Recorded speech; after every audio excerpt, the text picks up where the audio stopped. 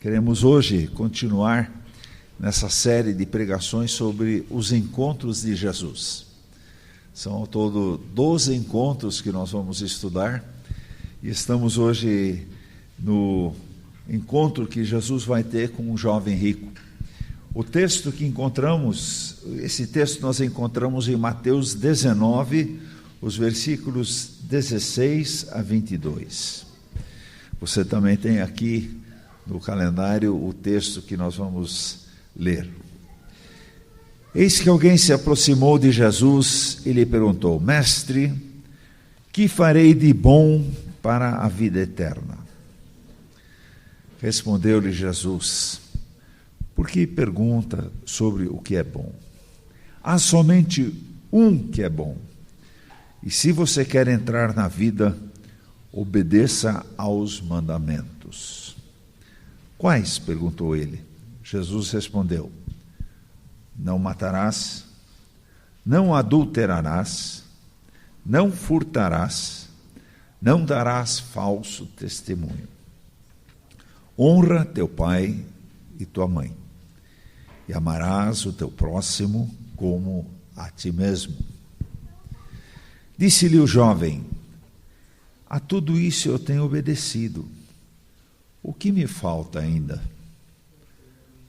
Jesus respondeu: se você quer ser perfeito, vá, venda os seus bens e dê o dinheiro aos pobres, e você terá um tesouro no céu. Depois, venha e siga-me. Ouvindo isso, o jovem afastou-se triste, porque tinha muitas riquezas.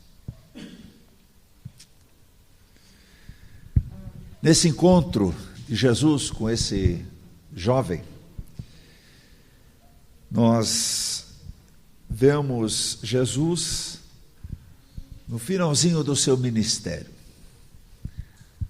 Ele está na jornada para Jerusalém, e lá em Jerusalém estava sendo preparada a festa da Páscoa, e pelo menos uma vez por ano o povo judeu ia até o templo, principalmente para celebrar a Páscoa. E Jesus então está aqui, nessa caminhada rumo a Jerusalém, o local onde que ele seria preso, local onde ele seria torturado, e também o local onde ele seria crucificado. E Jesus estava provavelmente no meio de uma caravana, porque o povo ia a pé, ou ia de jumento, as coisas iam em cima dos animais, as pessoas mais idosas em cima dos animais, e formavam aquelas caravanas de pessoas indo em direção a Jerusalém, e provavelmente Jesus estava no meio dessa caravana rumo a Jerusalém. E lá, no meio da caminhada, provavelmente a caravana parou para dar um tempo para descanso. E aí esse jovem, ele vem até Jesus. Ele vem à presença de Jesus. E como nós lemos aqui no texto de Mateus, não era um jovem qualquer, mas diz o texto que era um jovem rico. E também, se nós formos no texto paralelo, lá em Lucas 18, nós aprendemos que era um jovem de posição social. Quer dizer, ele pertencia a alguma família muito importante. E também, se nós olharmos em Marcos, no texto paralelo, nós percebemos que ele não só se aproximou de Jesus, mas se ajoelhou diante de Jesus. E aí, nesse momento, ele expressa uma profunda dúvida que ele tem. O que eu faço para obter a vida eterna? Pergunta isso para Jesus. Esse jovem provavelmente já tinha ouvido do ministério de Jesus, tudo aquilo que Jesus estava fazendo. Provavelmente esse jovem ouviu das curas, quem sabe até viu as curas, aleijados saindo andando, pessoas doentes sendo curadas, E certamente esse jovem ele deve ter parado numa aquelas reuniões abertas de Jesus e deve ter escutado os ensinamentos de Jesus. E uma coisa, com certeza, ele tinha no coração. Ele estava convencido de que Jesus ensinava as pessoas o caminho para a vida eterna. Amém? Jesus ensinava às pessoas o caminho para a vida eterna. Ele tinha a resposta para dúvidas das pessoas quanto ao futuro, quanto à eternidade. E Jesus tem ainda hoje a resposta sobre dúvidas que nós temos a respeito daquilo que acontecerá conosco depois da morte. E esse jovem estava angustiado, ele estava buscando respostas para a sua vida. E assim mesmo, quem não tem dúvidas? Quem não precisa de respostas para a sua vida? Mas ainda um jovem que não sabe exatamente o que vai acontecer, tem a vida pela frente, e Jesus aqui é aquele que tem respostas. Jesus aqui é aquele que tem a palavra certa. Jesus é aquele que traz realmente esperança. E Jesus é que tem realmente a resposta sobre a vida eterna. Primeira pergunta que o jovem faz: Mestre, o que farei de bom para ter a vida eterna? Ou seja, o que eu devo fazer de bom para entrar no céu?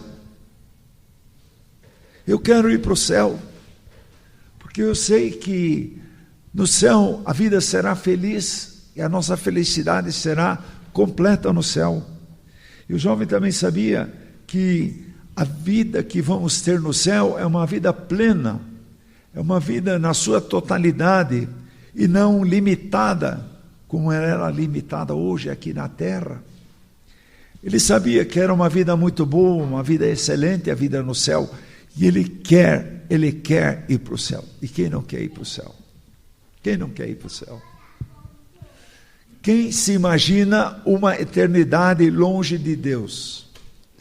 Quem se imagina uma eternidade afastado das coisas de Deus? No fundo da alma, cada um de nós tem uma saudade, um profundo desejo de passar a eternidade com Deus. E também aqui esse jovem, e ele pergunta: o que eu farei? O que eu farei de bom para entrar na vida eterna? E aí vem uma coisa interessante. Ele sente que ele precisa fazer algumas coisas para conquistar a eternidade. Ele precisa fazer coisas boas para conseguir a eternidade. Ele acha que ele tem que fazer algumas coisas impressionantes para impressionar a Deus, para que ele venha para a vida eterna. Mas não é isso, nós sabemos. E aí Jesus entra numa discussão filosófica com o jovem. E a discussão é a seguinte: o que é bondade? O que é bondade? E Jesus então começa a tratar esse assunto, e ele pensava, quem sabe, o jovem pensava que bondade é fazer uma série de coisas boas, de boas ações. Bondade é fazer muitas obras de caridade. Assim, quem sabe, Deus fica impressionado conosco e nos deixa entrar no céu. E aí Jesus entra em essa discussão com ele, e muitos ainda hoje pensam assim, que vão alcançar a vida eterna pelo seu esforço, que fazendo muita coisa boa vão merecer a eternidade. Um missionário lá no norte do Brasil, ele estava evangelizando um homem, e o homem disse: não, eu vou para o céu porque eu sou uma pessoa boa, eu só matei 2. E a gente se justifica, a gente diz: não, nós somos muito bons, nós vamos para o céu, nós vamos entrar na eternidade tranquilamente. Mas com Jesus as coisas são diferentes. São diferentes. Jesus questiona a bondade para esse jovem. No fundo, o que ele está querendo mostrar é sim, você tem boas intenções, mas você não é perfeito.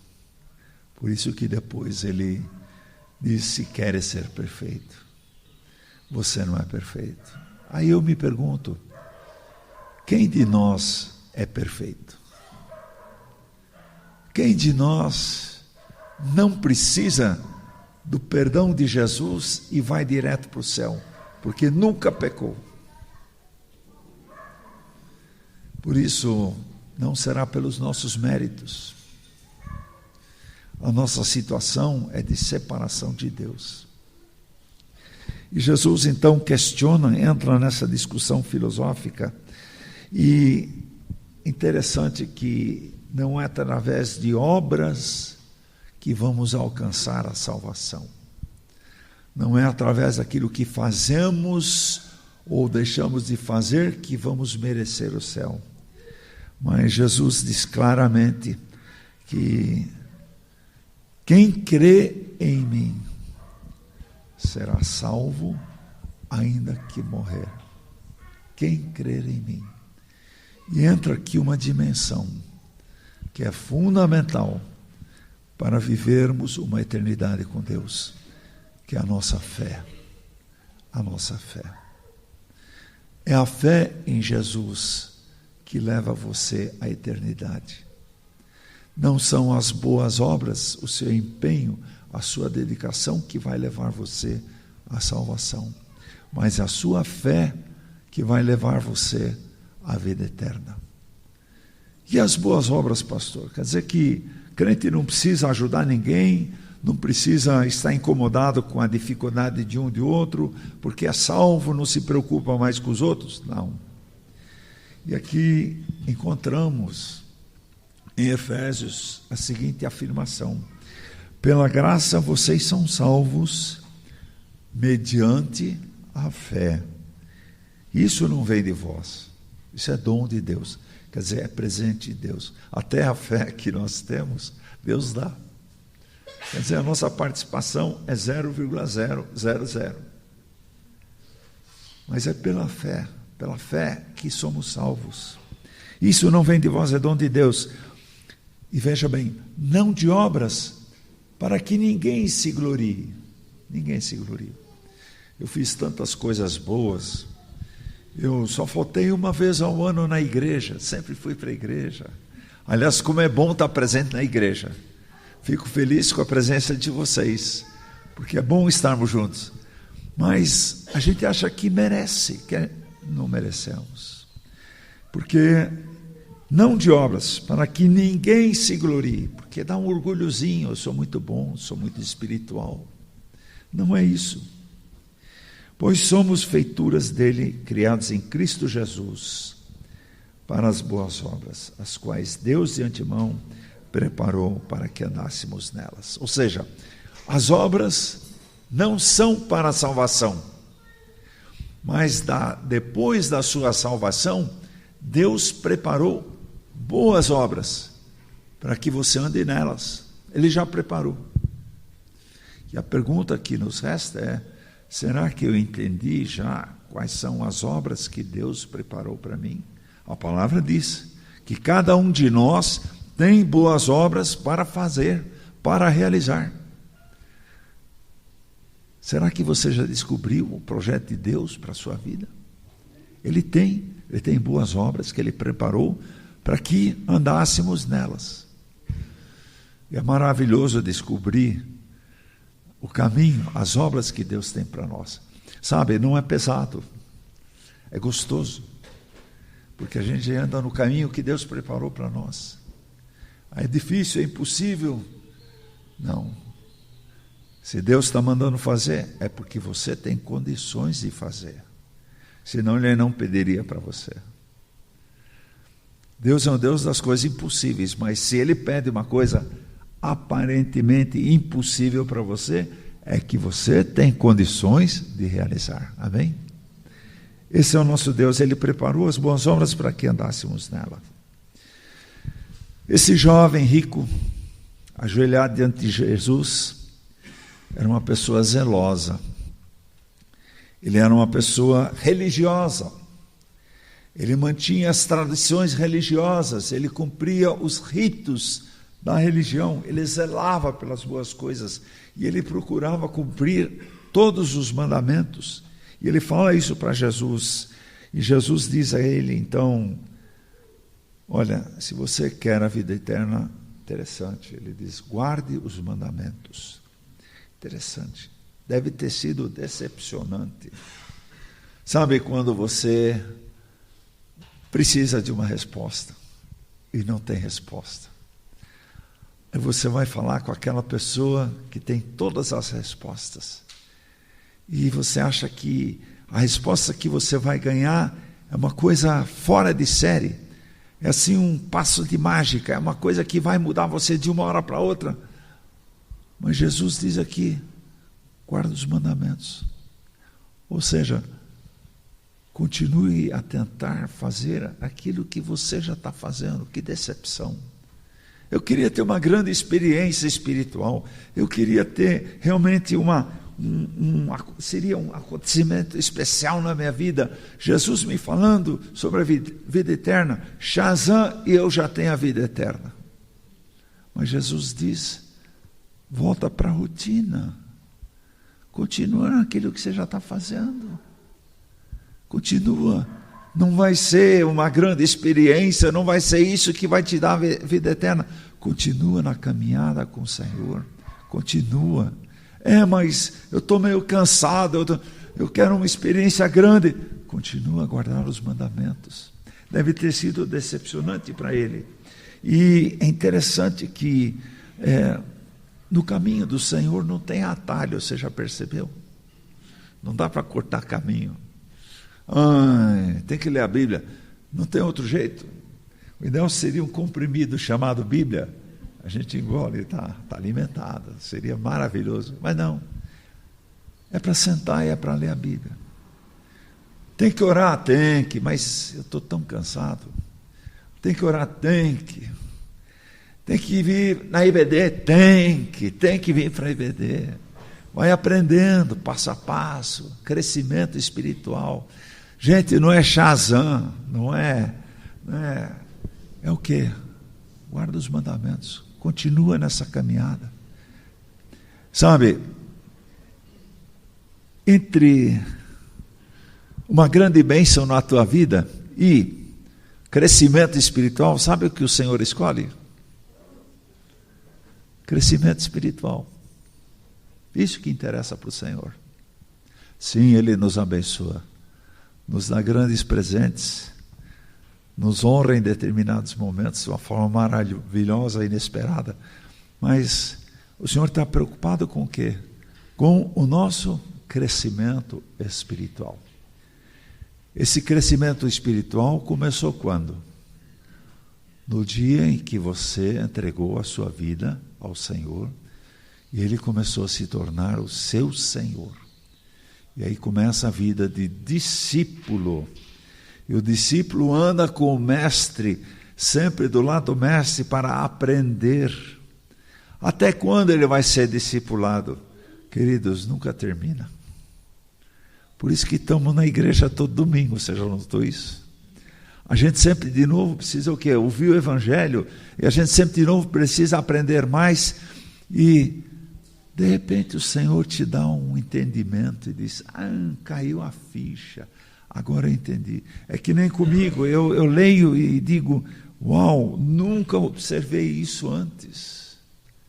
E a gente é enriquecido, entra nos detalhes e Deus dá crescimento espiritual. E todos nós realmente vamos o quê? Caminhando. Mas aqui Jesus pede ao jovem para ele guardar mandamentos. Nada de novo. Algo que ele conhecia e aparentemente já praticava. Sim, nós podemos ter grandes experiências com o Senhor quando Ele quiser, Ele nos dá. Nós podemos ter grandes bênçãos com o Senhor quando Ele quiser, Ele nos dá. E temos tido, graças a Deus. E o Senhor tem nos guardado, graças a Deus. Mas o caminho não é por aquilo que nós fazemos, mas o que fazemos é para o nosso crescimento espiritual, não é para a nossa salvação. A nossa salvação deve ser desenvolvida depois que somos salvos. E aqui o jovem entende que entra um fator fundamental na vida espiritual, que é a fé. Fé. A vida com o Senhor, a eternidade na nossa vida começa quando cremos no Senhor Jesus, na obra que Ele tem para nós. E o importante para o Senhor é o nosso crescimento espiritual. E o jovem, quando Jesus diz para ele, tudo bem, então é para seguir os mandamentos, mas quais deles?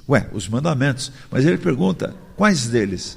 Será que tem algum mandamento mais importante que o outro? Será que tem algum mandamento que, se eu pratico ele mais, a eternidade chega mais fácil? E ele pergunta qual. E é interessante como Jesus responde aqui. Ele responde com alguns mandamentos interessantes. E ele diz aqui, olha, não matarás. O jovem não deve ter matado. Depois ele diz, não adulterarás. Provavelmente era um jovem que procurava se manter puro. Não furtarás. Também não praticava assaltos, nem roubos, nem nada. Não dirás falso testemunho. Ou seja, não mentia. Quer dizer, na prova eu colhei, mas não darás falso testemunho. Depois, diz aqui, honra teu pai e tua mãe. Sim, eu gosto do meu pai e da minha mãe. Ajudo minha mãe a lavar a louça. Lavo o carro do meu pai todo sábado. Joia. Depois diz aqui, amarás ao próximo como a ti mesmo. Sim, eu gosto de todo mundo. De palmeirense menos, mas eu gosto de todo mundo. Amarás o próximo como a ti mesmo. Peço perdão publicamente.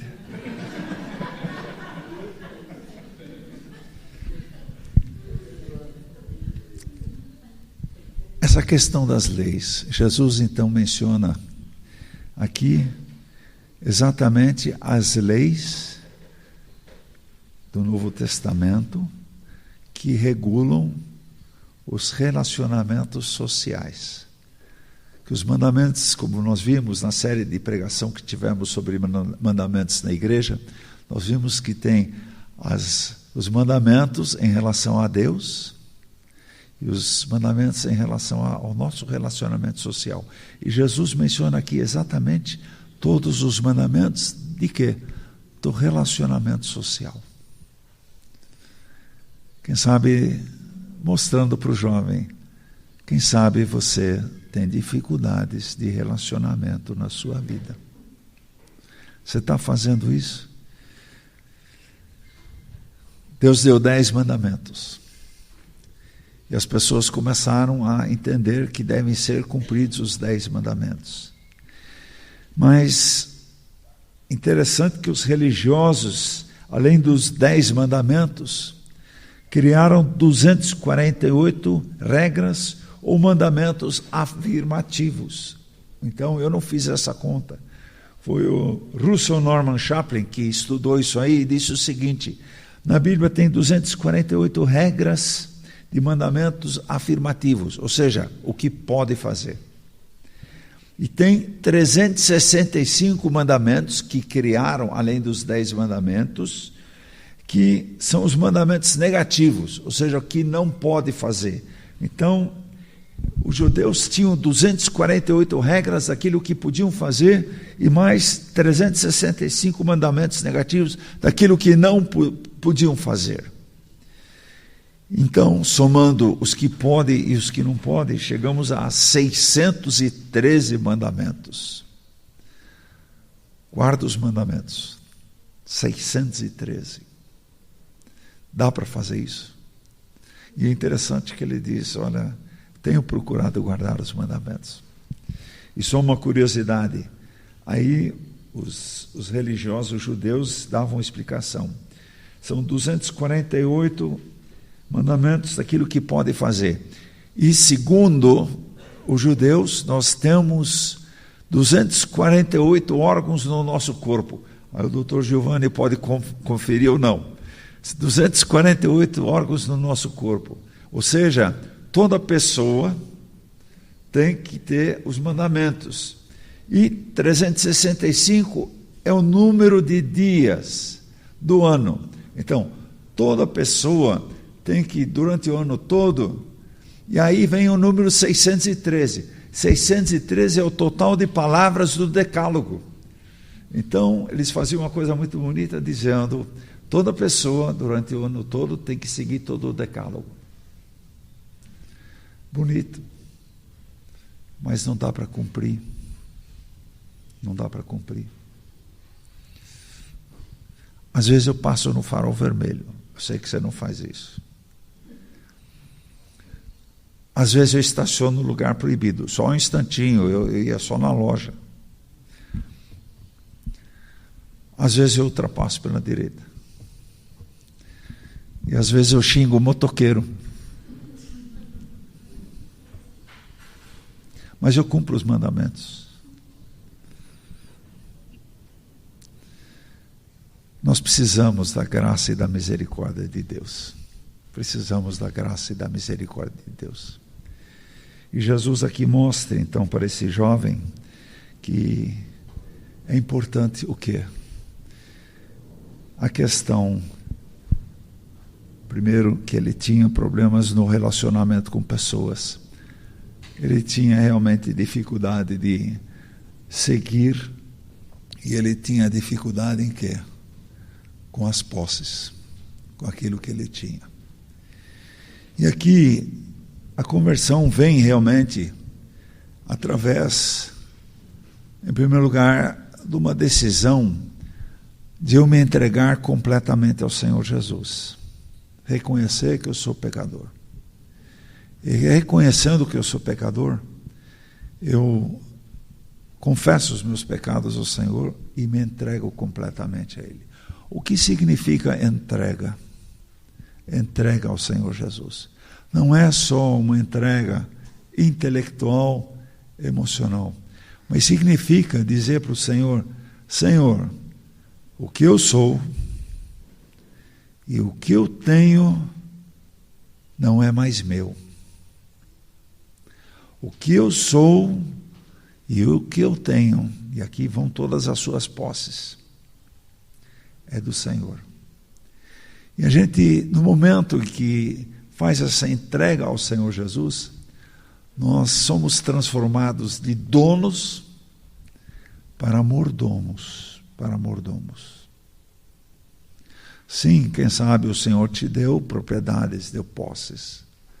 Mas como é que você trata isso? É meu? Ou você reconhece isso que é algo que Deus te deu para você administrar? E administrar da melhor forma possível. Agora, vejam o que aconteceu com Jó. Jó, o homem mais rico do seu tempo. De uma hora para outra, ele perdeu tudo. Qual foi a reação de Jó? Acho que eu já contei aqui. Eu tenho 2 vizinhos que se suicidaram. Por quê? Porque faliram. Se suicidaram. E a gente pensa assim, puxa vida, mas a firma era tudo para eles? O emprego era tudo para eles? E vamos mais, será que a firma era o Deus deles? Ou será que o emprego era o Deus deles? E no momento que tirou o emprego, tirou a firma, acabou a razão de existência. Deus deu, né? O Senhor deu, o Senhor tirou. Louvado seja o nome do Senhor. Isso é uma experiência muito dura. Isso é uma experiência muito dura, quando o Senhor tira. Mas não é motivo de dizer que a vida acabou. Não é motivo de dizer que a vida acabou. Por quê? Porque somos apenas mordomos. O patrão achou melhor tirar. Vamos esperar o que de novo ele vai me dar para eu administrar. Para eu administrar. Esse jovem, ele era rico, tinha posses, tinha uma posição social. E ele achava que ele era o dono. Dono da sua vida, dono tudo aquilo que ele tinha. Mas quando Jesus entra na vida de uma pessoa, nós começamos um discipulado e começamos a entender que ele, além de ser salvador da sua vida, ele quer ser o Senhor da sua vida. Ele quer ser o Senhor. Ou seja, o que temos, o que somos, pertence a Ele. E aqui então Jesus lança o desafio para o jovem rico, diz: primeiro, vende os teus bens, dá tudo aos pobres e me siga. E a conclusão foi que ele saiu triste. Ele saiu triste. Ele não tomou a decisão de convidar o Senhor Jesus para ser o seu Senhor. Para ser o seu Senhor. E muitas vezes é isso mesmo na nossa vida, que tem coisas que nos impedem para que não consigamos seguir ao Senhor Jesus. E aquilo que nos impede de seguirmos ao Senhor Jesus. Jesus deu aqui a ordem: vende, ou seja, entrega. Pois Jesus deu a ordem, né? Olha, entrega para os necessitados. E isso faz voltar a nossa visão não só para o que temos, mas se entregamos para o Senhor, aí a nossa visão parte também para as pessoas em volta. A gente começa a olhar ao redor. E depois o desafio é: segue-me, segue-me. Seguir a Jesus, seguir a Jesus. Amém? Gostaria de terminar lendo essa passagem que mostra muito bem também a atitude de Jesus em relação àquilo que ele entregou quando ele foi obediente ao Pai para vir ao mundo. Tenho entre vocês o mesmo modo de pensar de Cristo Jesus, que, mesmo existindo na forma de Deus, não considerou ser igual a Deus algo que deveria ser retido a qualquer custo. Pelo contrário, ele se esvaziou, assumindo a forma de servo, tornando-se semelhante aos seres humanos e reconhecido em figura humana. Ele se humilhou, tornando-se obediente até a morte, e morte de cruz. Por isso também Deus o exaltou sobremaneira, e lhe deu o nome que está acima de todo nome, para que ao nome de Jesus se dobre todo o joelho, nos céus, na terra e debaixo da terra, e toda língua confesse que Jesus Cristo é o Senhor, para a glória de Deus Pai. Filipenses 2, 5 a 11. Jesus, o nosso grande exemplo. Amém? Vamos ficar em pé e vamos orar.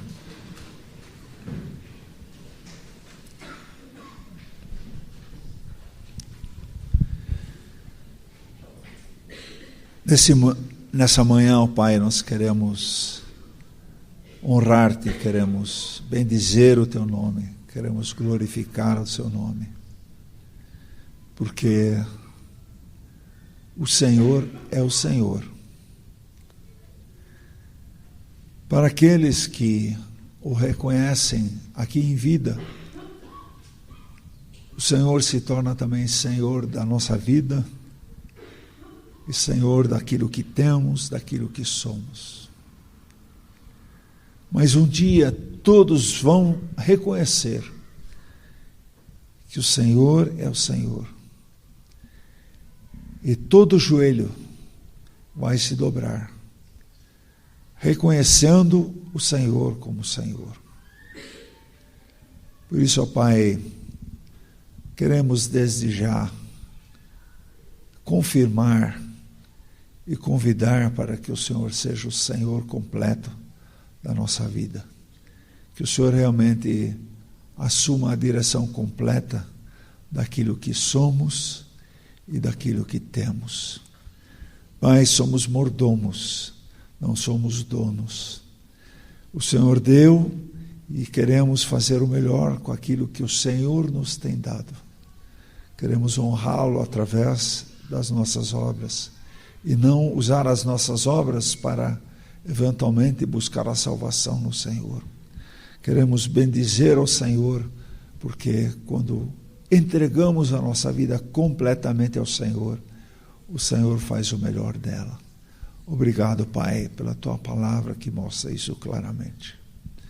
Quem sabe hoje de manhã você, escutando a palavra e meditando na sua vida, você percebeu que, quem sabe, existem situações que você ainda não entregou completamente ao Senhor Jesus.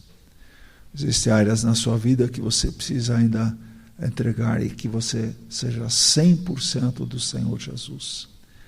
Eu gostaria de convidá-la a fazer isso nesse momento, para experimentar o verdadeiro senhorio do Senhor na sua vida. Tem alguém em nosso meio que gostaria de tomar essa decisão hoje cedo?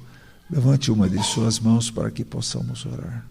Amém, amém, amém. Pode abaixar. Amém, amém.